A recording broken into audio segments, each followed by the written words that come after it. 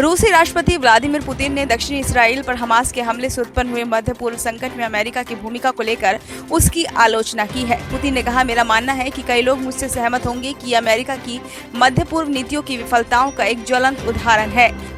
रूसी मीडिया के मुताबिक पुतिन ने कहा, अमेरिका ने शांति समझौते पर एकाधिकार जमाने की कोशिश की, लेकिन दुर्भाग्य से उन समझौतों को लागू करने की दिशा में कोई ध्यान नहीं दिया जो दोनों पक्षों के लिए स्वीकार्य हो।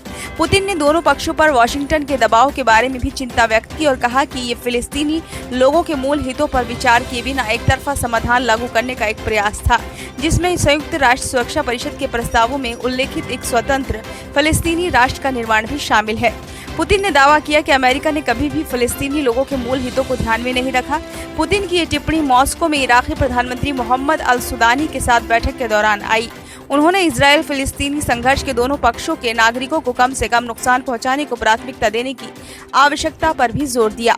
विदेश मंत्री सर्गेई लावरोव सहित वरिष्ठ रूसी अधिकारियों ने भी नए सिरे से शत्रुता के लिए अमेरिका को दोषी ठहराया है।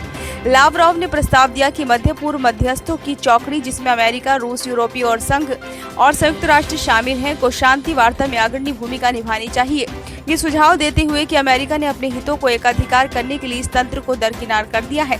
गाजा में स्थित हमास ने इजरायली क्षेत्र पर एक भयानक हमला किया, जिसके परिणाम स्वरूप हमास को खत्म करने के लक्ष्य के साथ इजराइल की ओर से सैन्य प्रतिक्रिया हुई, जबकि अमेरिका ने इजराइल के लिए सैन्य समर्थन का वादा किया है और अन्य देशों से हमास की निंदा करने का आह्वान किया है। मॉस्को ने जिम्मेदार पार्टी की परवाह किए बिना नागरिकों के खिलाफ सभी हिंसा की निंदा की है और वास्तविक सुलह के मार्ग के रूप में दो राष्ट्र समाधान की वकालत की है। ब्यूरो रिपोर्ट, नई दिल्ली।